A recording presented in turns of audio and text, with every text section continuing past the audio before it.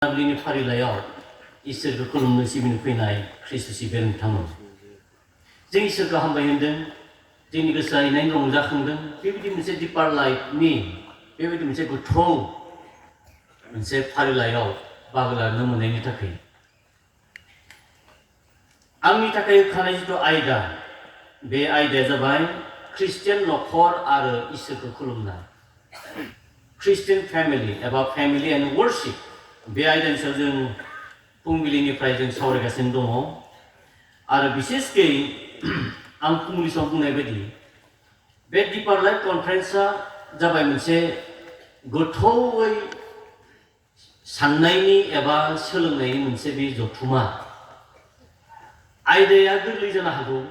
आयदाफोरखौ जों मिथिखानाय जानो हागौ, नाथाय बे होखानाय गोरलै आरो मिथिखानाय आयदाखौनो जों गोथौयै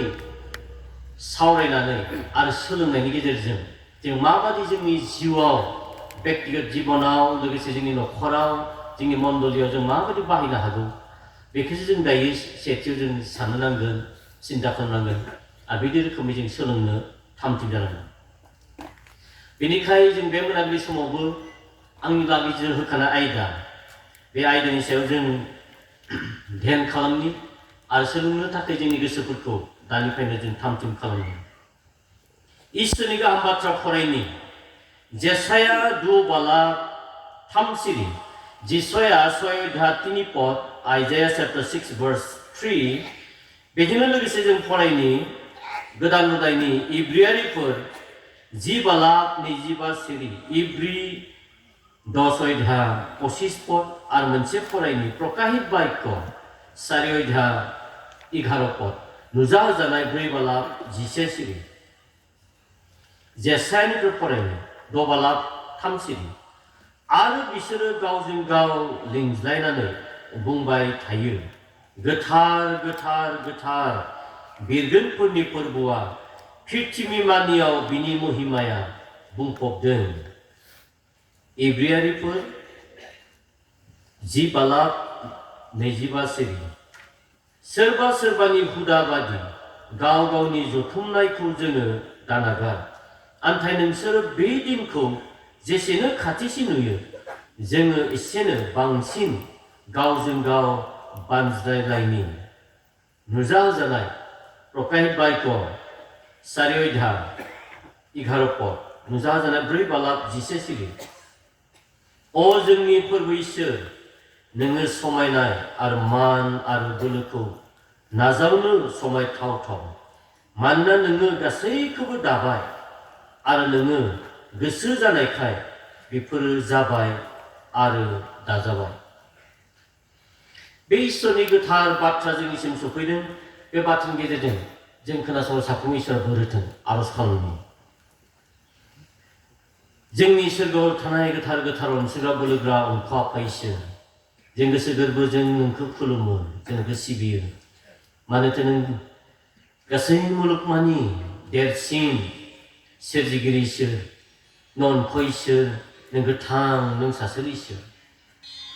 नों बादि सोरजिगिरि इसोरखौ जों मिथिबाय, फोथायबाय आरो नों बादि सोरजिगिरि इसोरनि बिसा जाना जों एकथियाखौ मोनबाय। फोरबो जों नोंखौ बाख्नायो, जों नोंनो सिबियो। नों मोननो गोनां गासै मान मर्यादा गौरव प्रशंसा जों नोंनो होदों, मानोना नों जोंनिफ्राय बेखौ मोननो समायदों। आफा इसोर, बे मोनाबिलि समाव जों फैदों नोंनि खाथियाव, होखानाय आयदानि गेजेरजों आरोबाव नोंनि गोथौ बाथ्राखौ सोलोंनो थाखाय जों बे जथुमबाय। बिसेसकै ख्रिस्टियान नखर आरो इसोरखौ खुलुमनाय बे आयदानि गेजेरजों बेयाव जथुमफैनो हानाय साफ्रोमबो दैदेनगिरिफोरनि लागै, फोथायरफोरनि लागैनो बुंदो, नों फोरोंदो आरो बेनि गेजेरजों जोंनि जिउआव जे गेदेर गुस्लायनाया फैगोन आरो जेब्ला गुस्लायनाया फैगोन अब्लासो जोंनि खुलुमनाय सिबिनायफ्राव जों गोख्रों जागोन, आवगायनो हागोन। आफा इसोर, बेनिखायनो फैदो नोंनि गोथार जिउजों बेयाव जथुमफैनो हानाय साफ्रोमखौ नों फोरोंदो। बे समखौ नों आंनो गथायदों। गासैबो आरज फोथायना जोंनि बासायगिरिफोर जिसु ख्रिस्टनि बिबार, आमेन। बे बुहुमाव मोननै बाथ्रा दङ, मोनसे जाबाय इनभिजिबल वर्ल्ड आरो भिजिबल वर्ल्ड। बेवहायसो बे बुहुमनि बाथ्राल' नङा गासै मुलुगमानि बाथ्रा अदृश्य आरो दृश्य मेगनजों नुनाय मोनसे बुहुम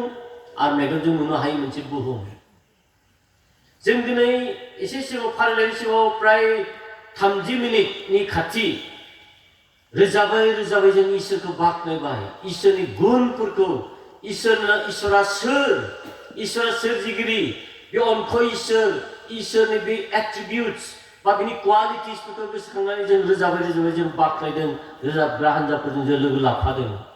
जों बेखौथ' जों दसे समनि थाखायसो इसोरखौ बाख्नायबाय सिबिबाय रोजाबै रोजाबै जों फोरबोनि मुंखौ गोजौआव जों दिखांबाय नाथाय बे इनभिजिबल वर्ल्डआव जिखौ जों दानि बे नेकेड बे खालि मेगनजों जों नुनो मोनाखै बे सोरगोआव एबा सोरगोनि मोनसे थाखो होनना बुंजायो जेखौ पेराडाइस अरनदे जायफ्रा दिनै आदम हवानिफ्राय जागायजेननानै दिनै 6000 बोसोर 6000 बोसोरनि गेजेराव जायफोर गोथारफ्रा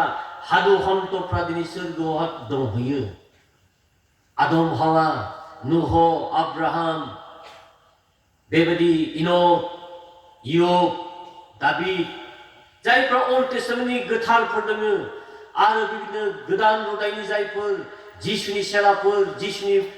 फोथायारिफोर दङ आरो बे बुहुमनि कौटि कौटि फोथायारिफ्रा जायफ्रा दिनै सोरगो रायजोआव दंहैयो बा परम देश पेराडाइसआव दङ बिसोरो दिनै जिरायाजासे जिहेतु परम देशआवथ' सान हर गैया जिरायाजासे बिथांमोना फोरबो इसोरखौ गोथार गोथार गोथार होननानै फोरबो इसोरखौ रोजाबै रोजाबै बाख्नायगासिनो दङ बे जाबाय बे इनभिजिबल जिखौ मेगनजों नुनो मोनाखै बे परम देशआव बे मोनसे गुबुन मोनसे बुहुमाव आं बुहुम होननानै बुंबाय गुबुन मोनसे बे पेराडाइसआव बे खामानिया सोलिगासिनो दङ दिनै जों बुहुमाव मालाबा 1 घन्टानि थाखाय जों इसोरखौ खुलुमो बाख्नाय सिबियो 1.5 घन्टा 2 घन्टा जों बिदिहै जों इसोरखौ खुलुमो नाथाय बै पार्टि बै मोनसे जायगायाव बे सोरगोआव एबा सोरगोनि बाहागो बे परम देशआव दिनै गोथारफ्रा निजुत मिलियन्स मिलियन्स एन्जेल्स आल्फाफोरजों लोगोसे बे इसोरखौ बाख्नायदों आरो बिनि जों सावगारिखौ बे नुजाजानाय प्रकाशित बाइकआव जों नुनो मोनो प्रकाशित बाइकआव 4 बालाक आरो 5 Balak chapter 4 and chapter 5 revelation प्रकाशित बाइकखौ फरायब्ला नोंथांमोना मिथिगोन जे माबादि बै सोरगोआव परम देशआव गोथारफ्रा बाख्नायदों आरो अराय समनि थाखाय अनन्तकाल from eternity to eternity इसोरनि मानसिफ्रा बेफोरबो इसोरखौ बाख्नायगोन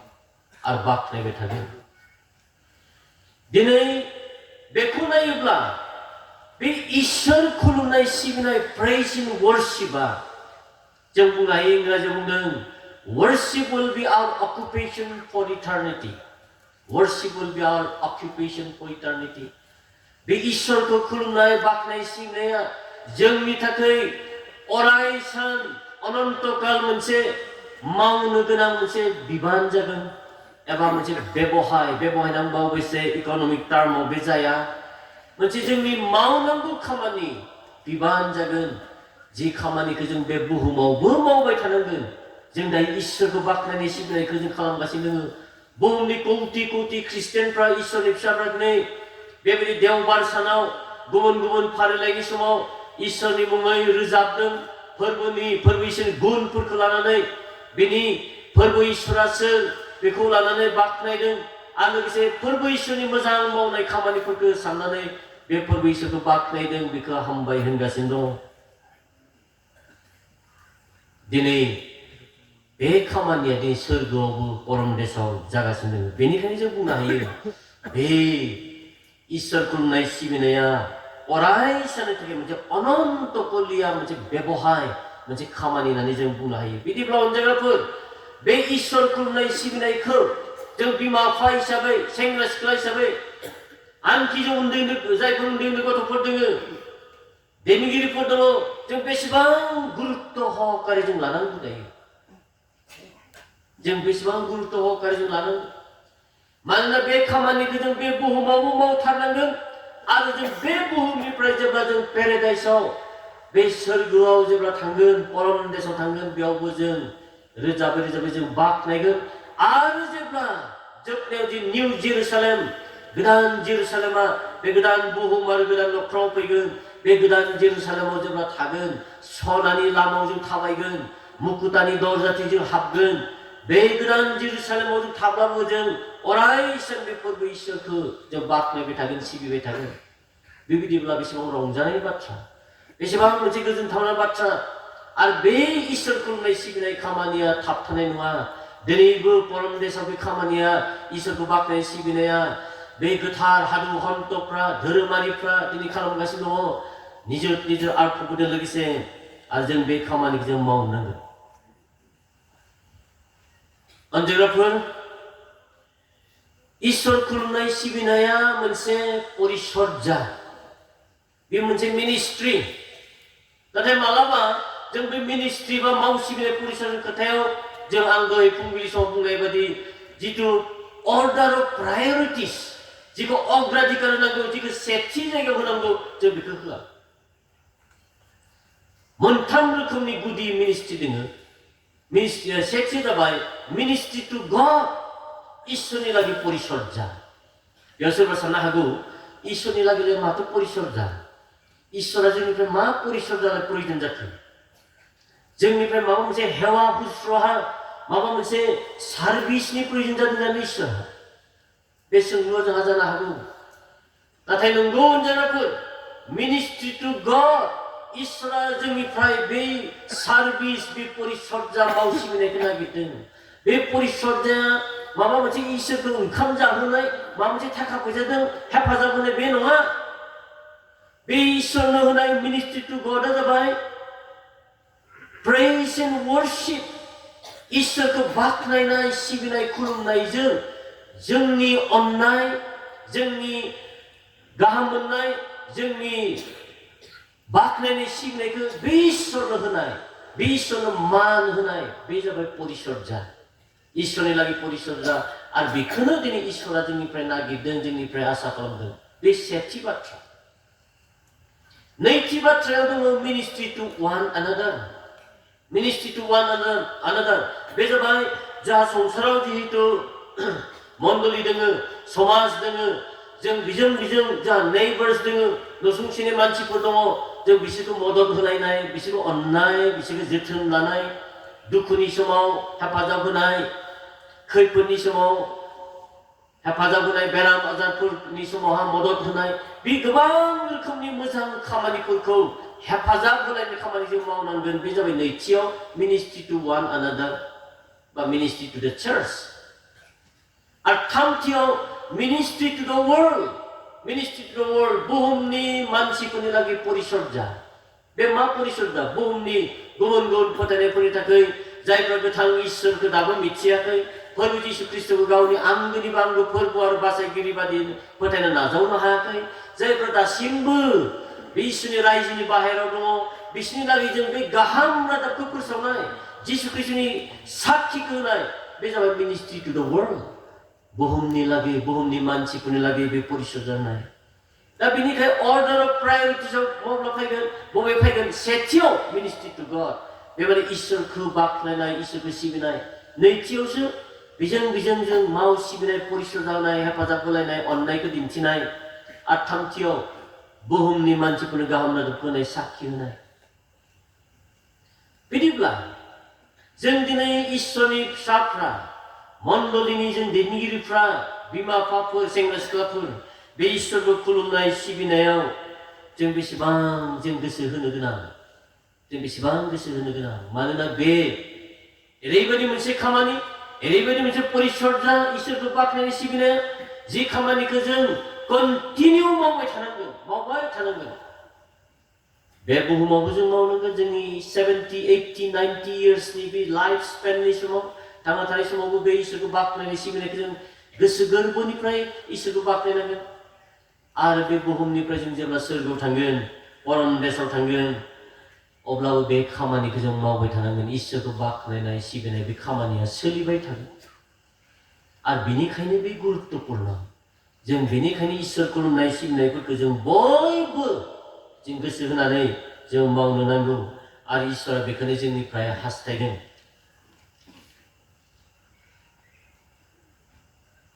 इसोरखौ खुलुमनाय सिबिनाया बबेनिफ्राय जागायजेनो?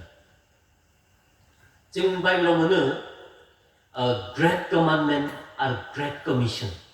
जा गोबां समाव जों अबयसे फोरोंनायबो जायाखै, मालाबा खोब क्लियारै फोरोंनाय जायैखाय जोंहा मालाबा जोंनि इन्टारप्रिटेसनफ्राबो बाइबेल इन्टारप्रिटेसनफ्राबो एसे गोरोन्थि जालाङो एबा दोरोदलाङो, बा मालाबा जों क्लियारहै जोंनि मण्डलिनि मानसिफोरखौ बुंनो हायियावनो बिदि थालाङो। ग्रेट कमान्डमेन्टआ जाबाय जिसु ख्रिस्ट'आ गाव मोदोम लानानै थांना थानाय समाव 3.5 years बे परिसर मिनिस्ट्रियेल समावहा होनाय बे देरसिन हुकुम। जों बेखौ माथाय 22:37 सिरिनिफ्रायबो जों मोननो हायो। देरसिन हुकुम बे जाबाय नोंनि गासै गोसो मोदोम जिउजों आरो हानायमानिजों बोलोजों नोंनि फोरबो इसोरखौ अन। Great commandment.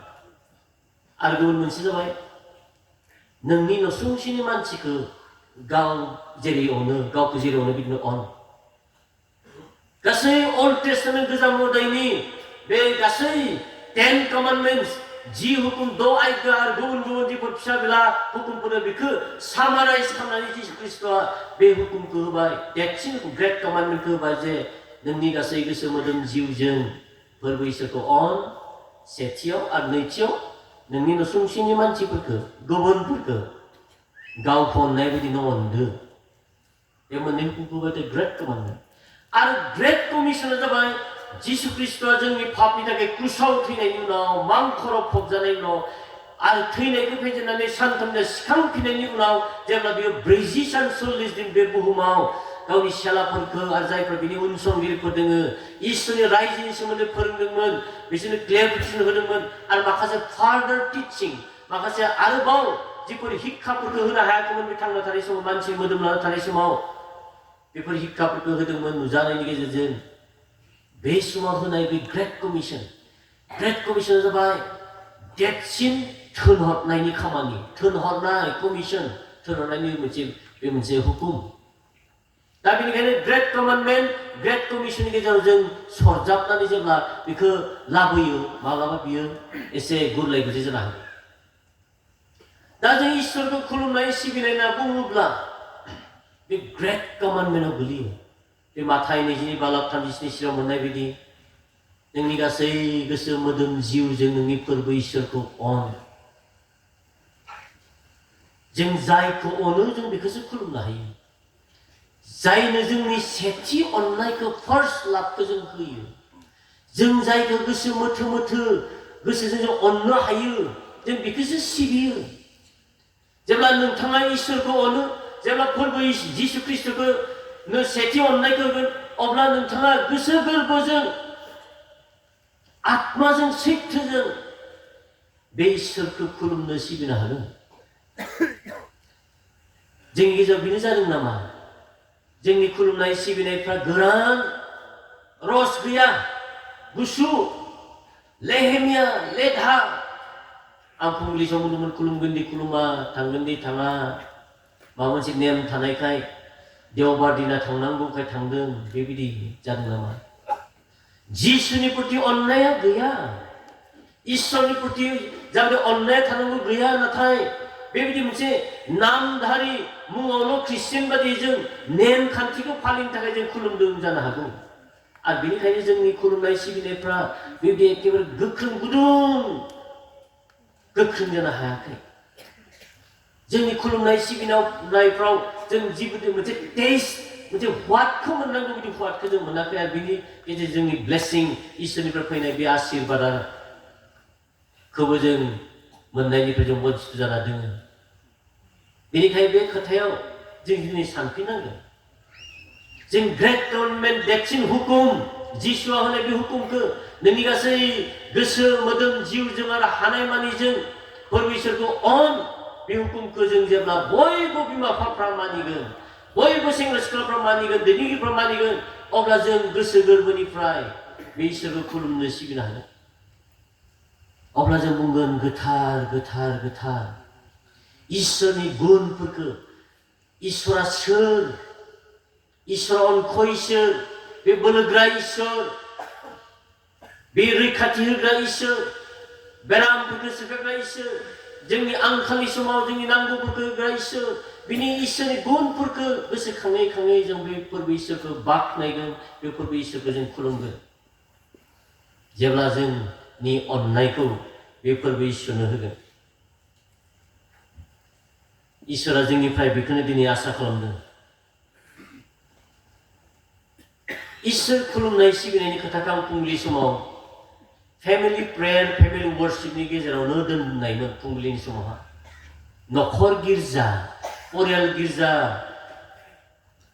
जनायनि गेजेरजों जों इसोरखौ खुलुमनांगौ आं दिनै बे मोनाबिलि समाव बुंदों जायफ्रा परियाल गिर्जा जनायाव गोख्रों बिमा बिफा गथ'फ्रा बे नखर गिर्जा जनायाव गोख्रों जागोन बिसोरो देवबारे बे कर्परेट वर्शिप मण्डलिनि गुबुन गुबुन फोथायनायफोरजों लोगोसे बे सानडे वर्शिप सार्भिस एबा जोंनियाव सानडे स्कुलबो थायो बर गिर्जा थायो आरो बिदिनो लाइमोन गिर्जा थायो शुक्रबाराव आइजोफोरनि गिर्जा थायो बे गासै लोगोसे खुलुमनाय सिबिनायावबो बाहागो लागोन गोख्रों जागोन जेब्ला नखर गिर्जाया गोख्रों जायो बेनिखाय जों दिनै साननो नांगोन दिनै जोंनि खुलुमनाय सिबिनायफ्रा माबादि जादों देवबारे इसोरखौ खुलुमनायनि सोमोन्दै मिथिनायनि सिगां बिनि बेकग्राउन्डखौ एसे मिथिनाया गाहाम बे देवबार जिखौ जों फोरबोनि सान होनना बुङो लर्डस डे एबा जों बुंजायो सप्तानि प्रथम दिन फार्स्ट डे अफ द उइक आरो गुबुन रावजों बुंजायो फोरबोनि सिखांफिननाय सान बियो देवबार देवबारा गोबां दोङो फोरबोनि सान लर्डस डे सप्तानि प्रथम दिन जिसु ख्रिस्टनि सिखांफिननाय सान बियो गोथार सान बे फोरबोनि सान माखासे बुंगोन बे जिरायनाय सान इसोरखौ खुलुमनाय सान गोबां जों सोदोबफोरखौ जों बाहायनो हायो नाथाय बिनि रुट बिनि गुदि बाथ्राखौ हमथा फैदों जों जेब्ला बाइबेलाव ओंखारलांनाय जात्रा पुस्तक 20 अध्याय 8 पदखौ नायगोन ओंखारलांनाय 29 सिरियाव मा बुंदों इसोरा मसीनि गेजेरजों इजराइलफोरनो बिसिनाय हाजोआव जि हुकुम 10 कमान्डमेन्टखौ होदोंमोन 10 आयदाखौ होदोंमोन बेनि गेजेरावहा बे मोनसे हुकुमा बेनोमोन बे साबात जिखौ बिश्रामबार होनना बुङो बे बिश्रामबारखौ नोंसोरो गोथारै लाखि बे बिश्रामबारखौ नोंसोरो फालि आरो बे ओंखारलांनाय 22 से 2 सिरियाव फरायलांनायाव मोननो हागोन इसोरा मसीनि गेजेरजों इजराइल माहारिनो बे हुकुमखौ होबाय आंनि अनगायै नोंसोर गुबुन इसोर बा मोदायफोर दाथाथों गुबुन देबताफोर दाथाथों होनना बुंबाय बेनि माने इसोरा इजराइलफोरनिफ्राय माखौ नागिरदोंमोन गावखौल' खुलुमनाय सिबिनायखौ नागिरदोंमोन आरो बे खुलुमनाय सिबिनायखौ बिसेसकै बे बिश्रामबार जिखौ साबात होनना बुङो बे गोथारै लाखिनायनि गेजेरजों बे दिनाव इसोरनो मान सन्मान होनायखौ इसोरा नागिरदोंमोन अबयसे जों बाइबेलावहा बे साबात बा बिश्रामबार खालि गोदोनि इस्राएलफ्रा माबा मोनसे फारिलाइ खालामनानै मन्दिराव थांनानै बा बिसोर टेबारनिकल्सफोराव खुलुमग्रा न'आव थांनानै खुलुमनायनि बेबायदि खोब बेबायदि मोनसे एग्जाम्पलफोरखौ जों मोननो हाया बिसेसकै बिश्रामबारखौ इसोरा मानो होदोंमोन जिरायनायनि मोनसे दिन हिसाबै गासै इजराइलफ्रा जिरायनांगौ दाहोना रुवाथिफ्राबो खामानि मावग्राफ्राबो जिरायनांगौ आरो इसोरा गाव बे बिश्रामबारखौ गोथार खालामनायनि गेजेरजों इसोर आरो इजराइलफोरनि गेजेराव मोनसे रादाय खानाय जिथु गाभारमेन्ट बा सुक्ति बे सुक्ति खालामदोंमोन जे जेब्ला इजराइल माहारिया बे साबात एबा बिश्रामबारखौ गोथारै लाखिदों मानिदों आरो बेनो जिरायदों बेनो फोरमान होदोंमोन जे इजराइलफ्रा इसोरखौ मान होयो इसोरखौ मानियो इसोरनि बोसोनफोरखौ बेनि हुकुमफोरखौ मानियो बेनो फोरमान हिसाबै दिन्थिनाय जादोंमोन आरो बेबायदिनो गोदोनिफ्रायनो इजराइलफ्रा फिरि उनाव फिरि बे साबात एबा बे बिश्रामबारखौ मानिबोदों आरो बिनि अरिजिनखौ जुदि आरो एसे आवगायना थाङोब्ला जों नायबा मोनगोन जेब्ला इसोरा गासै बुहुम नख्रांखौ सोरजिजेनदोंमोन गासै सोरजिनायनि उनाव स्रां अखाफोर सान हाथरखि बुहुम बिफां लाइफां जिब जुनार गासै सोरजिनायनि उनाव मानसिखौ सोरजिनायनि उनाव सप्तम दिना स्निथि सानावहा जिरायदोंमोन बेजों सोमोन्दो लाखिनानै इसोरा इजराइलफोरनो बे साबात स्निथि सानावहा जिरायनो होदोंमोन नाथाय गोसोआव लाखि अनजाग्राफोर बे इजराइलफोरनो होनाय जे साबात बे बिश्रामबारा सनिबारसोमोन साटारडेमोन सनिबारमोन आरो बे इजराइलफ्रा ओरैबायदि स्ट्रिक्टलि फल' खालामदोंमोन बिसोरो आनखि आधा माइलनि बारा थाबायना थाङामोन बिश्रामबारखौ आधा माइलनि बारा थाङामोन जेराव दङ बिसोर जिरायोमोन आरो बिदिनो बे जिरायनायनो बिसोर इसोरनि खामानिफोरखौ बिनि सोमोनांनाय खामानिफोरनि सोमोन्दै गोसोखाङोमोन आरो बिदि रोखोमै इसोरखौ बिसोरो मान होयोमोन नाथाय बे देवबार एबा फोरबोनि साना माबादि जाबोखो जिसु ख्रिस्टनि समहालागि जुदायारिफ्रा बेखौ मानिबोदों दिनैसिमबो मानिदों बे इजराइलफ्रा ओरैबायदि स्ट्रिक्टलि मानिदों नाथाय जेब्ला जिसु ख्रिस्टआ जोंनि पापनि थाखाय क्रुसाव थैबाय मांखर थाबाय आरो सानथामजों सिखांफिनबाय थैनायखौ फेजेनबाय बेनि उनावहा जेब्ला जिसुनि सेलाफोर आरो बेनि उनावहा बिथांमोननि फोसावनायावहा पेन्टिकस्टनि समावहा गोथार जिउआ फैबाय आरो बिदिनो गोबां सोमोनांथाव खामानिफ्रा जाबाय खनसेयावहा 3,000-3,000 मानसिफ्रा जिसुखौ नाजावदों आरो उननि खनसेयाव 5,000 बेबायदि जिसुखौ नाजावनायनि उनावहा बिदिनो जिसुखौ फोथायग्रा जिसुनि उनसंगी थांग्रा मानसिफोरनि अनजिमाया दिने दिने बांलांबाय एन्टियक बा आन्टिकिया नोगोराव प्रथम ख्रिस्टियान होननानै बुंनाय जाबाय बेबायदिनो जेरुसालेमावहा मण्डली गायसनजाबाय जाकुब मोना जेरुसालेम नोगोरनि बे मण्डलीनि दैदेनगिरि जाबाय आरो बेराफारसेथिं लासै लासै पल बारनाबास सिलमनि फोसावनायाव गुबुन गुबुन जायगायाव एसिया माइनराव करन्थिया गालातिया इफिसिया आरो बिदिनो एसिया माइनर ग्रीसआव थांबाय एथेन्सआव लासै लासै रमाव थांबाय बिदिनो मण्डलीफ्रा गोसारलांबाय मा खालामखो बे जिसुनि सेलाफ्रा उनसंगिरिफ्रा जिसु ख्रिस्टनि बे सिखांफिननाय सानखौ गोसोखांनानै बे देरहानायनि सान थैनायखौ फेजेननायनि सान बेखौ गोसोखांनानै बे सप्तानि प्रथम दिना जिसुनि सिखांफिननाय सानखालि बे देवबार सानाव बिसोरो लोगोसे जथुमनानै आरज खालामदों लोगोसे जथुमनानै बे सिथाव बुफ्लेनानै पिठा भङा होनना बुंदों सिथाव बुफ्लेनानै बिसोरनि गेजेराव मोनसे सहभागिता मोनसे फेल'शिपखौ लानाय नुनो मोनदों बिथांमोननि गेजेराव आरज खालामनाय रोजाबनाय इसोरखौ बाख्नायनाय बेबायदि सिथाव बुफ्लेनानै बिसोरनि गेजेराव मोनसे सहभागिता लोगोसे अनज्लायनायनि भज जादों लोगोसे जादों बेबायदि मोनसे मोजां सहभागिताया जागायजेनदों आरो बेबायदि लोगोसे इसोर खुलुमनाय सिबिनाय साना जाबोनायखौ जों नुनो मोनदों आरो बेबायदि रोखोमैनो बे प्रथम शतिकानि फार्स्ट सेन्चुरिनि ख्रिस्टियानफ्रा देवबार सानावहा बे फोरबोनि सानखौ मानिबोदों आरो बेबायदि रोखोमै इसोरखौ खुलुमनो सिबिनायखौ जों नुनो मोनदों बे फैयै फैयै दिनै प्राय 2000 yearsनि बारा 2000 बोसोरनि बारा गासै बुहुमाव मण्डलीफोरनि गेजेरावहा बेबायदि फोथायनायफोरनि गेजेराव इसोर खुलुमनाय सिबिनायखौ जों नुनो मोनदों सिगाङाव साबात दिनावमोन बिश्रामबार अर्थात सनिबार खालि इजराइलफ्रा जिहुदिफ्रा जिरायबाय इसोरनि अननायखौ बिनि गुनफोरखौ गोसोखांबाय बेनि उनाव जिसु ख्रिस्टनि उनथिं जेब्ला मण्डली गायसनजाबाय अब्लानिया बे प्रथम सप्तानि प्रथम दिन देवबार सानाव बे इसोरखौ खुलुमनाय सिबिनायखौ जों नुनो मोनदों दिनै जों ख्रिस्ट फोथायारिफ्रा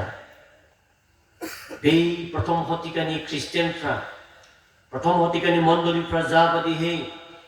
बे सप्तानि प्रथम दिनखौ फोरबोनि दिन हिसाबै मानिनानै गनायना लादों आरो बे दिनाव ज'ज'है जथुमनानै अबयसे बै प्रथम समावहा बिदि खुलुमग्रा मन्दिर न' बा गिर्जा न' गैयामोन प्रथम बाहागोथिं न'खरफोरावनो जथुमनानै लोगोसे इसोर खुलुमनाय सिबिनायखौ नुदों थिग बिदिनो दिनै जोंबो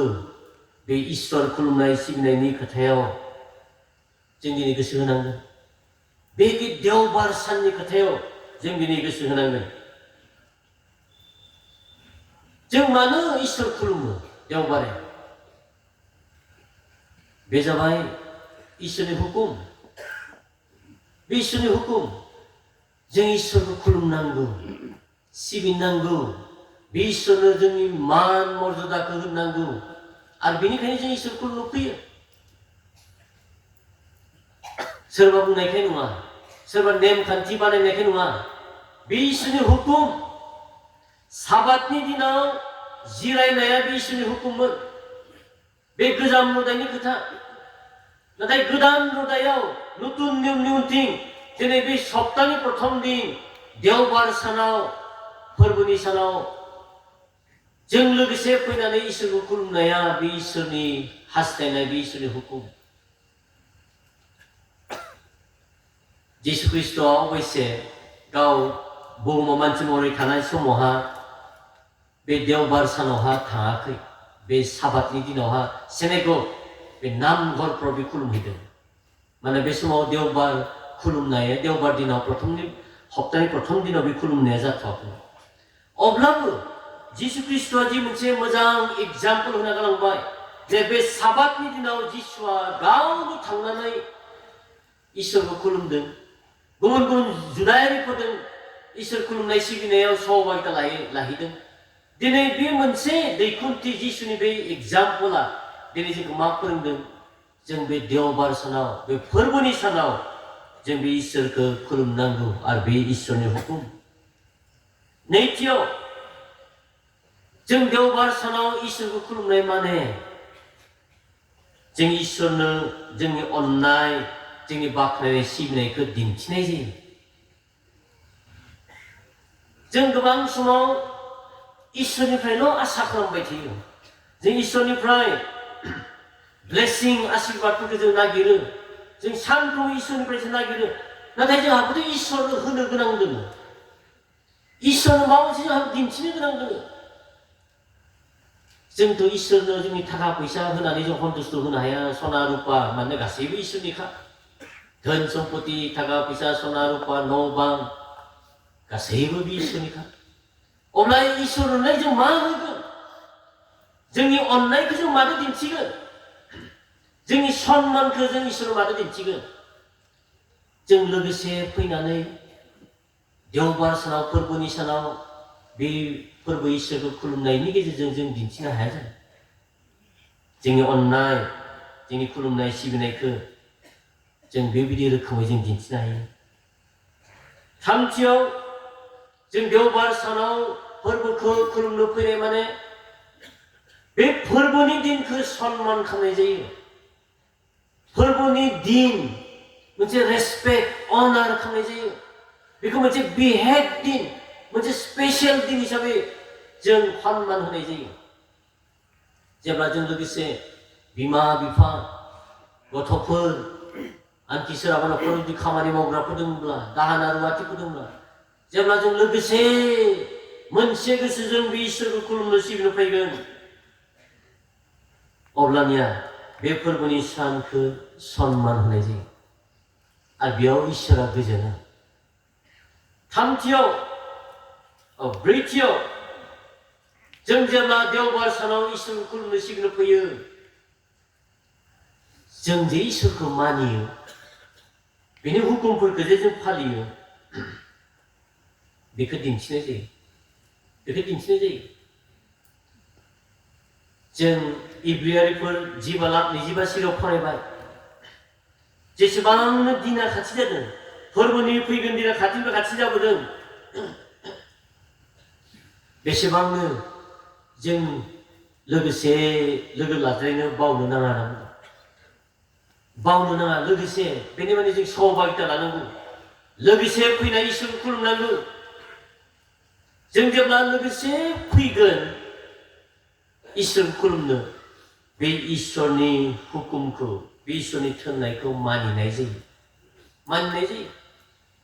जों गिर्जायाव फैयाखै माने सहभागिता लानो फैयाखै माने सरि जों इसोरनि हुकुमखौ जों मानियाखै इसोरनो बिखुं दिन्थिनाय जादों जों जेब्ला देवबारे इसोरखौ खुलुमनो सिबिनो फैयो अब्ला जों फोरबोखौ मानिनायखौ दिन्थिनाय जायो देवबारजों लोगोसे आं दाजाबदेरनो सानबाय इयुथ गिर्जा आइजोफोरनि शुक्रबारनि गिर्जा बे गासैयावबो फैनायनि गेजेरजों जों मा दिन्थिनाय जादों फोरबो इसोरनि प्रति जोंनि मान होनाय अननाय सिबिनाय आरो लोगोसे बे फोरबो इसोरखौ मानिनाय बाध्य जानाय बेखौ दिन्थिनाय जायो जों जेब्ला देवबार सानाव इसोर खुलुमनो फैयो बे जोंखौ जोंनि आध्यात्मिक जिबनाव बे जोंखौ बोलोगोरा खालामो आध्यात्मिक जिबनाव जोंखौ बोलोगोरा खालामो नोंगौ जों हारसिं आरज खालामनो हायो इसोरा जोंनिफ्राय हारसिं आरज खालामनायखौ नागिरदों जों हारसिं बाइबेल फरायनांगौ हारसिं बाइबेलखौ ध्यान खालामनांगौ बेबो दङ नाथाय जों जेब्ला लोगोसे फैनानै इसोरखौ खुलुमगोन सिबिगोन लोगोसे जों इसोरनि बाथ्राखौ सोलोंगोन जों लोगोसे जों जेब्ला आरज खालामगोन सहभागिता लागोन बे जोंखौ जोंनि आध्यात्मिक जिबनाव बे जोंखौ गोख्रों खालामो जों आध्यात्मिक हिसाबै आध्यात्मिक जिबनाव जों देरलांनो हायो जेब्ला जों लोगोसे फैयो अब्ला जोंनि गेजेराव फोरबोनि जितु उपस्थिति बे उपस्थितिखौ जों मोनदांनो हायो बाइबेलाव माथाय 19:26 जों मोननो हायो मती 18:20 पदआव जि जायगायाव सानै साथाम जमा जायो बेयावनो आं नोंसोरजों लोगोसे दङ होनना बुङो जिसु ख्रीष्टआ बुंनायमोन बे बाथ्राखौ जेब्ला जों बेदि लोगोसे जथुमगोन बेयावथ' सानै साथामल' थाया गिर्जायाव गोबां थायो जेब्ला जों जथुमो फोरबोनि जितु प्रेजेन्स फोरबोनि जितु उपस्थिति बे जोंनि गेजेराव फैयो आरो फोरबोनि उपस्थितिया जेब्ला जोंनि गेजेराव थायो अब्ला बे जोंनि थाखाय बेसेबां मोजांनि बाथ्रा इसोरनि आत्माया जेब्ला जोंनि खुलुमनायनि समाव जोंनि सहभागिता लानायनि समाव बे देवबार सानाव लोगोसे लोगो लाज्लायनाय समाव फैगोन अब्ला निश्चय बे समाव इसोरनि जितु बोर इसोरनि आशीर्बादा जोंनि गेजेराव फैयो अब्ला मा जायो जोंनि आरज खालामनायफ्रा बोलोगोरानिफ्राय बोलोगोरासिन जालाङो जोंनि खुलुमनाय सिबिनायफ्रा गोख्रोंसिन जायो आरो बे समावनो इसोरा गावनि आत्मानि गेजेरजों जोंनो खोथा बुङो जोंनो फोरोङो आरो जोंनि आध्यात्मिक जिबनाव जिउआरि जिउआव जों बोलोगोरानिफ्राय बोलोगोरासिन जालांनो खाबु मोनो आरो बेनिखायनो जों इसोरखौ खुलुमनो सिबिनो फैनांगौ सोरबाया बुंनो हागौ दिनै गाबोनथ' ससियेल मिडिया बा बिदि इनफरमेशन टेक्न'लजि गोबां डेभेलप जाबाय आं न'आव थानानै टेलिभिजन नायनानै सोरबा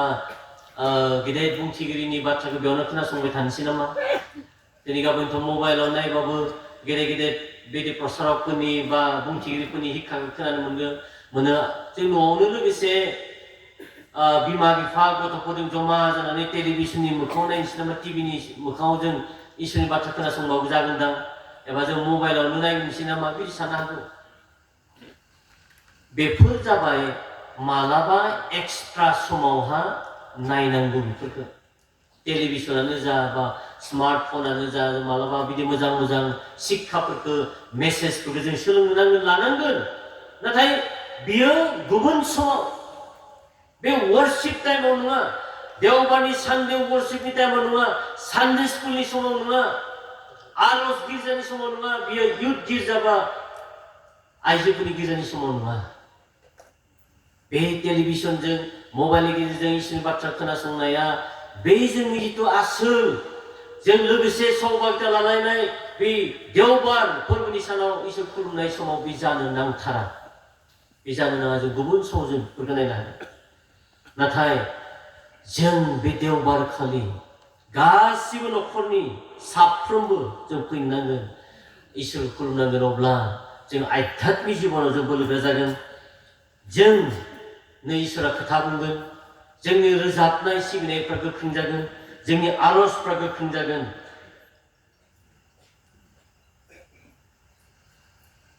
जों बेनिखायनो जों इसोर खुलुमनो सिबिनो फैनांगोन इसोरा बेखौनो जोंनिफ्राय आसा खालामदों नाथाय बेबायदि इसोर खुलुमनाय सिबिनायाव गोबां हेंथाबो दङ गोबां बाधा दङ जेरै आं फुंबिलि समाव बुंबाय न'खर गिर्जानि थाखाय गोबां हेंथा दङ मालाबा हौवाया गोसो गैया न'खर गिर्जा जनो मालाबा हौवाया गोसो गैया हिनजावा गोसो गैया मालाबा बिमा बिफाया न'खर गिर्जा जनो नागिरो गथ'फ्रा इन्टारेस्ट होआ आरो गथ'फोरनि गेजेरावबो सासे सानै इन्टारेस्ट सोरबाया आरो गोसो गैया सोरबा मबाइल नायबाय थानो लुबैयो सोरबा टेलिभिजन नायबाय थानो लुबैयो सोरबा गुबुन गुबुन खामानियाव थानानै न'खर गिर्जा गोबां हेंथा दङ नाथाय बिनि गेजेरजोंबो जों न'खर गिर्जाखौ फसंनांगोन जों मा बुंगोन असमियाव मोनसे नेरा नेपेराहैबाबो जों रेगुलारै बे न'खर गिर्जाखौ गायसननानै न'खर गिर्जानि जों इसोरखौ खुलुमनांगोन सिबिनांगोन थिग बिदिनो दिनै बे देवबार सानाव एबा आइजोफोरनि थाखाय शुक्रबारै बा लाइमोनफोरनि थाखाय शनिबार सानाव जि लाइमोनफोरनि फालिनाय जायो बेयावबो गोबां हेंथा दङ सेथि हेंथाया जाबाय दिनै जोंनि न'खरफ्राव मा दङ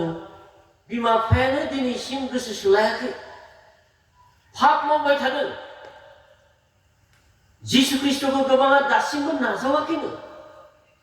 जुदि मोनसे मण्डलियाव जुदि सोङोबा नों बासायजानायखौ मोनबायना बोर जिसु ख्रिस्ट'खौ थारैनो नाजावमारबायना होनना सोङोबा बेसेबां दाथियै बुंनो हायो सोरबा बुङो आंहा सन्देह दङ आं दाबो मिथियाखै सोरबा बुंगोन आं दाबो आखासो खालामदों सोरबा बुंगोन बै दिनाव मा जायो नायनोसै आं बासायजानाय मोनना मोना गोबां गोनो गोथो दा बेबायदि जुदि जोंनि बिमा बिफाफ्रा जोंनि सेंग्रा सिख्लाफ्रा बिदि गोनो गोथो थायोब्ला बासायजानायखौ मोनबायना मोनाखै जिसुआ बासायगिरि जाबायना जायाखै इसोरखौ खुलुमनो फैनो हागोन ना हानाय नङा इसोरखौ गोसो मोदोम जिउजों बे फोरबो इसोरखौ अननाय होनो बाख्नायनो सिबिनो बे फोरबो इसोरखौ सन्मान होनो फैनो हागोन ना हानाय नङा बे मोनसे बाधा बे मोनसे हेंथा आरो बेनिखायनो गोबाङा फैया गोबाङा न'आवनो थाबाय थायो अथच ख्रिस्टियान न'खरावनो जोनोम जाबाय नाथाय देवबार सानखालि फोरबोनि सानाव इसोरखौ खुलुमनो सिबिनो फैनांगौ सानजौ स्कुलाव फैनानै इसोरनि गाहाम बाथ्राफोरखौ सोलोंनांगौ बिदि सानडे वर्शिप सार्भिस बर गिर्जायाव फैनानै बेबायदि इसोरखौ खुलुमनांगौ सिबिनांगौ बिनि बाथ्राखौ सोलोंनांगौ फैनो हायाखै मानोना गोसो सोलायाखै दाबो मांहिक संसारनि बायदि जानानै दङ बेनिखायनो फैनो हायाखै नाथाय आं दिनै बुंगोन इसोर खुलुमनो सिबिनो फैनांगौ जों खोनानो मोनो नागालेण्डफोरनि खोथा आरो गुबुन गुबुन जायगायाव जौ लोंग्राब्लाबो फैयोनो गिर्जायावहा सोरबाया गाज्रि खामानि मावग्राफ्राबो गिर्जायाव फैयो सोरबाया संसारजों गोरोबनानै दोङो बिसोरबो गिर्जायाव फैयो सोरबाया दुर्निति खालामदों 2 नम्बर बेफार खालामदों बेबो दशमबा फैयो होनना खोनायो निश्चय जागोन ना दान होयो इसोरा नाजावदों नाजावाखै बिसिनि खुलुमनाय सिबिनायखौ नाजावदों नाजावाखै बिसिनि दान होनायखौ नाजावदों नाजावाखै बेथ' जोंनि सिन्तानि बिखय नङा इसोरा बिसारगिरि इसोरासो बिसार खालामगोन बे जोंनि साननांगौ बाथ्रा नङा नाथाय जोंबो बुंगोन आंबो बुंगोन दिनै सोरबा जुदि आध्यात्मिक जिबनाव लोरबां जाना दङब्ला इसोरजों सोमोन्दोआव गैया जाना दङब्लाबो देवबार सानाव इसोरखौ खुलुमनो सिबिनो फैनांगौ मानोना फैयोब्लासो इसोरजों सोमोन्दोआव खाथि जागोन इसोरनि बाथ्रा खोनासंनो मोनगोन आरज खालामनो मोनगोन लोगोसे बिजों सौभाग्यता मोनगोन आरो बिदि रोखोमै जों इसोरजों सोमोन्दोआव फैनानै जिसु ख्रिस्ट'खौ नाजावनायनि मोनसे खाबुखौ मोनगोन आरो बेनिखायनो देवबार सानाव इसोरखौ खुलुमनो सिबिनो फैनांगौ नैथियाव दिनै जोंनि ख्रिस्टियानफोरनि गेजेराव ओरैबायदि मानसिफोर दङ मानो इसोर खुलुमनो सिबिनो फैनो हायाखै सोरबा बिदि गावनि गोसो मथे गिराव मानो थाङाखै होनबा बे आंनि गोसो मानो थाङाखै गिरावलाय दिनै देवबार सान थांनांगौ नङा नोंहा आंखौ बुंनो मा अधिकार दङ मा राइट दङ बे आंनि गोसो थांनोबो हागौ थाङाबो जानो हागौ अहंकार दुगा गावनि सेल्फ विल आरो माखासे मानसिफोरनो क्रिटिकेल स्पिरिट जाना थायो बे ओरैबायदि साननाय हनाय सिम्पोलानो नङा स्ट्रेट थोंजोङानो नङा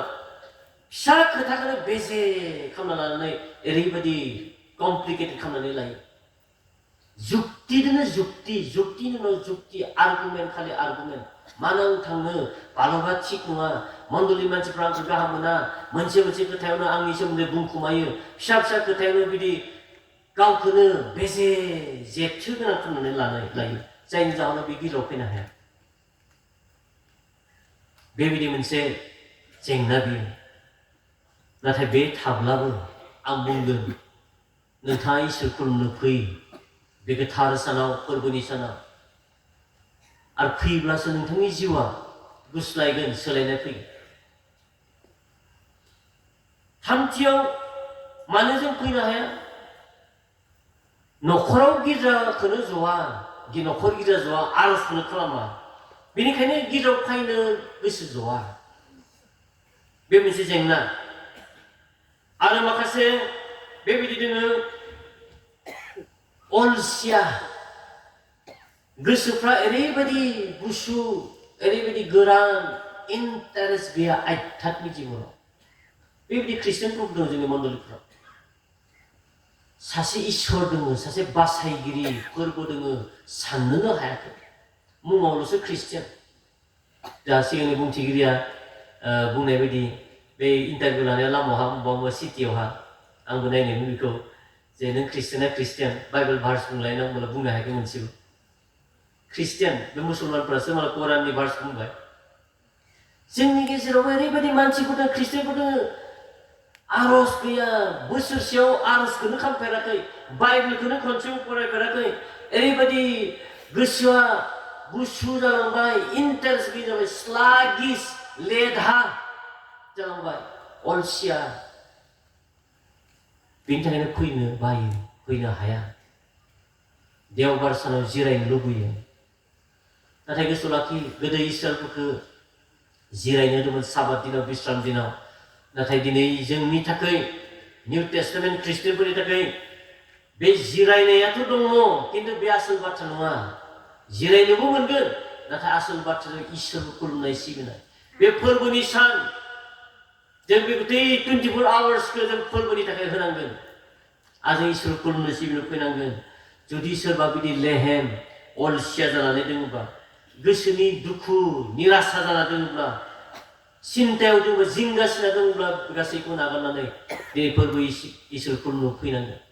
जायफ्रा सानदों आं न'आवनो आराम जिरायबाय थागोन उन्दुबाय थागोन आं सानो बे मानसिया बांसिन असान्ति दं बेहा हान्थि गैया नाथाय न'निफ्राय ओंखारबोनाय गिर्जायाव फै गुबुन मण्डलनि मानसिफोरजों लोगोसे सहभागिता ला रोजाब आर'ज खालाम इसोरनि बाथ्राखौ सोलों गोसोआ रेजें जागोन फुर्ति मोनगोन गोजोननाय रंजानाय फैगोन इसोरा बेखौसो नागिरदों नाथाय जों नुनो मोनदों जोंनि गेजेराव बेबायदि गोबां मानसिफ्रा जिरायनानै थाबाय थायो फोरबो इसोरखौ खुलुमनो फैयाखै आरो बेजोंनो लोगोसे दिनै जोंनि गेजेराव नुनो मोनदों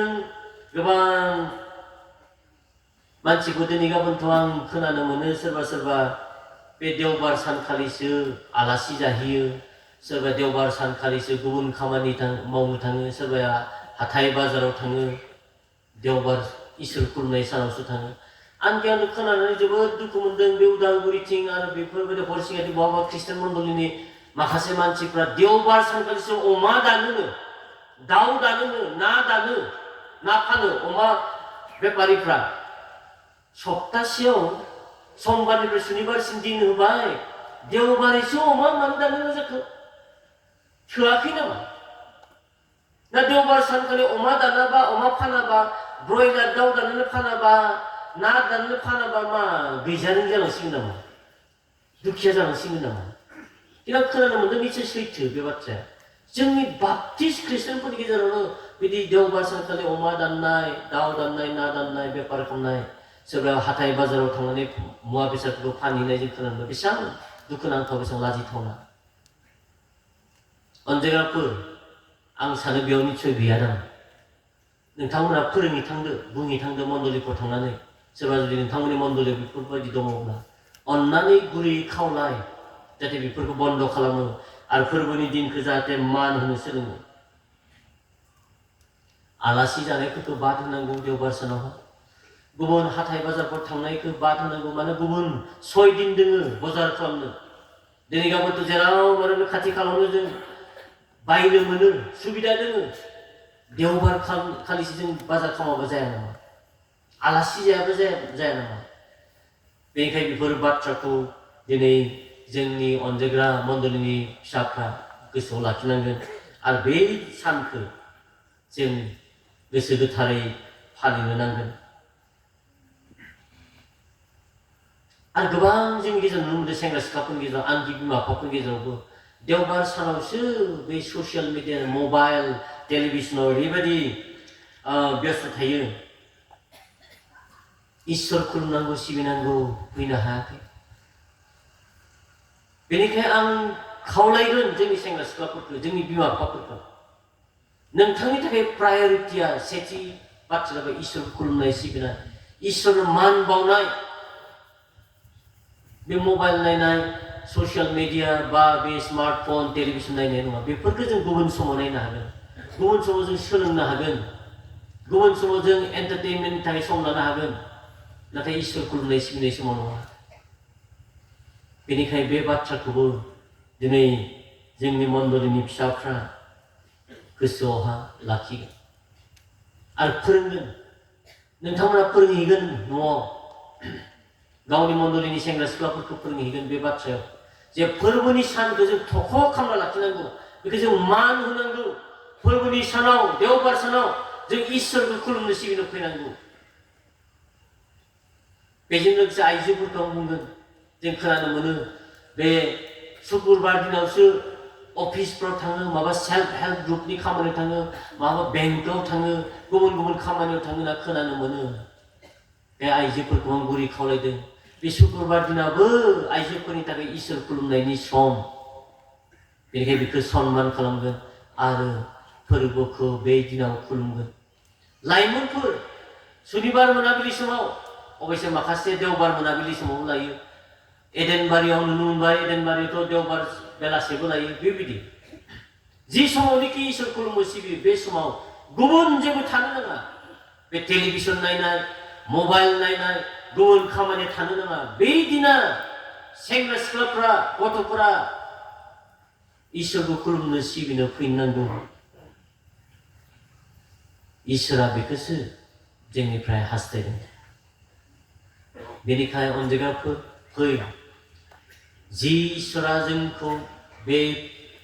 सप्तानि प्रथम दिनखौ देवबार सानखौ होबाय बेखौ खुलुमनो सिबिनो थाखाय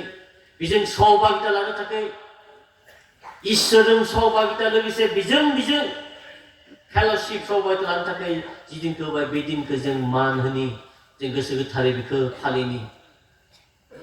इसोरा बेखौसो जोंनिफ्राय आसा खालामो जों जेब्ला थारैनो सैथोयै आरो जिउयै आत्माजों बे इसोरखौ बे फोरबोनि सानाव जों खुलुमनो फैगोन इसोरा जोंनि गेजेराव गेदेर खामानि मावो जायहा फोरबोनि दिनखौ मान होयो बे मानसिखौ इसोराबो मान होगोन जायहा फोरबोनि दिनाव इसोर खुलुमनो फैगोन बे व्यक्तिनि सायाव बे नखरनि सायाव इसोरनि बोर बेनि ब्लेसिंआ सफैयो आध्यात्मिक हिसाबैथ' जों बोर मोनगोनानो आनखि जों मालाबा जोंनि थाखा फैसा जोंनि सोलोंथाइ सामाजिक बिखयाव गुबुन गुबुन आयदायावबो इसोरा बिदि बोर होफायो नाथाय बेखौ साननानै इसोरा आंनो थाखा फैसा होदों आंखौ लाख कति क्ररपति खालामदों होननानै जों देवबारे बेखौ आसा खालामनानै जों खुलुमनो फैनाया गोरोन्थि जागोन नाथाय जोंहा सासे इसोर दङ सोरजिगिरि इसोर आंखौ अनग्रा बासायगिरि दङ आं बेखौ खुलुमनो सिबिनो थांनो बे गोसोजों गोथार गोसोजों बे इसोरखौ खुलुमनो सिबिनो फैगोन अब्ला इसोरा जोंनो आध्यात्मिक जिबनाव जोंखौ बोलो गोरा खालामनायजों लोगोसे जोंनि बुहुमाव नांगौ जोंनि मुवा बेसाद थाखा फैसा जोंनि सोलोंथाइ गियान बिद्या गासैखौ बियो होफादेरगोन जों खोनानो मोनो माखासे चाइनाफोराव जाय दुकानिफ्रा शपकीपारफ्रा देवबार सानखौ मान होनानै फोरबोनि सानखौ मान होनानै दुकानफोरखौ बन्द खालामदोंमोन बै वेस्ट चाइनाफोरावहा बै दुकानिफ्रा बै मण्डलिनि मानसिफ्रा इकनमिकेलिबो थाखा फैसाखौ जौगानाय होननानै बुङो जों खोनायो बे बाथ्राया नंमारगौ बे बाथ्राया नंमारगौ आरो आंखि सासे लिरगिरिया बुंनाय जायफ्रा रेगुलार इसोर खुलुमनो फैयो देवबार सानाव वर्शिप खालामो गोबां बेराम आजारफ्राबो मोनसे कन्ट्रलाव थायो माखासे बेराम आजारफ्राबो गायो होननानै बुङो आरो बेखौ बुंनाय सासे मानसिया जायफ्रा रेगुलार इसोर खुलुमो बिसिनि आयु लाइफ स्पेनाबो गुबुननि तुलनायाव बाङो होननानै बुङो बे मोनसे जेनेरेल बाथ्रा अबयसे बे नङा जे सोरबा इसोर खुलुमबाय थाग्रा मानसिया जे थैनाय नङा बा बेरामाव गोग्लैनाय बे नङा इन जेनेरेल सरासनस्रायै इसोरखौ रेगुलारै खुलुमनो सिबिफैनाय मानसिनि आयुआ गुबुननि रुजुनायाव बाङो नामा आरो बेखौ फोरमान मोनदों बेनिखायनो जों दिनै बे इसोरखौ खुलुमनो सिबिनो थाखाय जों थामथिम जानो हक जेरै जहन 4:23-24 सिरियाव बुंबाय इसोरा बेबायदि खुलुमग्राफोरखौसो नागिरो जायहा आत्माजों सैथोजों बे इसोरखौ खुलुमो आरो दानो मुगाया जाबाय समाज फैबाय जे इसोरा बेबायदि खुलुमग्राफोरखौसो नागिरो जायहा आत्माजों सैथोजों बे इसोरखौ खुलुमो सिबियो बेनिखायनो अनजायग्रा बिमा बिफाफोर सेंग्रा सिख्लाफोर दैदेनगिरिफोर जों दिनैनिफ्राय बे डिपार्टमेन्ट कनफारेन्सनि उनावहा बे इसोर खुलुमनाय सिबिनायखौ मोनसे गोदान नोजोरजों जों साननो मोनसे फ्रम निउ पार्सपेक्टिभ गोदान दिगजों जों सिन्था खालामनानै बे फोरबोनि सानखौ देवबार सानावहा जों फोरबो इसोरखौ खुलुमनो थाखाय जों आवगायनि नखर हिसाबै जों आवगायबोनि मालाबा बिमा बिफाफ्रा बुंनोसै गथ'फोर थांनो सानडे स्कुलाव गिर्जायाव थांनो गिर्जानि सम जाबाय गावस्रा फैला बेबायदि जानो नाङा जों नखर जाबायबा इसोर जानाय नखरबा जों बयबो फैनांगोन बिमा बिफाफोर गथ'फोर आंखि खामानि मावग्राफोर दङबा जों गासैबो लोगोसे जों बे इसोर खुलुमनो सिबिनो फैनांगोन इसोरा बेखौसो जोंनिफ्राय आसा खालामदों आरो जों जेब्ला बेबायदि रोखोमै बे इसोरखौ खुलुमगोन सिबिगोन इसोरनि आशीर्बादा जोंनि सायाव फैगोन जेरै मेथाइयाव दङ स्तुति आराधना ऊपर जाते हैं आशीष लेकर नीचे आते हैं स्तुति आराधना इसोर बाख्नाय सिबिनाया गोजौथि थाङो इसोरनिसिम मोनहैयो आरो इसोरा जोंनियाव माखौ हरो आशीष ब्लेसिं बोरखौ हरो गोजौथिं थांग्रोनांगोन जोंनि इसोरखौ बाख्नाय सिबिनाया गोजौथिं सहैग्रोनांगोन इसोरखौ सहैग्रोनांगोन इसोरनि खाथियाव सहैनांगोन अब्ला इसोरनिफ्राय गाहायाव जोंनिसिम बे बोर बे आशीर्बादा सफैयो बे अनजायग्राफोर फै बे डिपार लाइफआव फैनो हानाय अनजायग्रा नोंथांमोन जों खुलुमग्रा जानि थार नंगुबै इसोर खुलुमग्रा जानि आरो थार नंगुबै इसोर खुलुमग्रा जायोब्लासो जों बाखि गुबुन गुबुन खामानिखौ मावनो हागोन सोरखौबा सहाय खालामनाय मदद खालामनाय मोजां खामानि मावनाय गाहाम रादाब फोसावनाय साखि होनाय दान होग्रा जानाय बे गासैबो अट'मेटिकेलि जागोन जेब्ला जों बयबो साफा साफा इसोर खुलुमग्रा सिबिग्रा जागोन इसोरा बेखौनो जोंनिफ्राय आसा खालामदों जों साफा साफा इसोर खुलुमग्रा जानि जों नखर गिर्जाफोरखौ जों दानि आरो जों लोगोसे बे इसोरखौ बे गोथार सानाव फोरबोनि सानाव जों खुलुमनो फैयो इसोरा जों बयखौबो बोर होथों गोजोन्थों।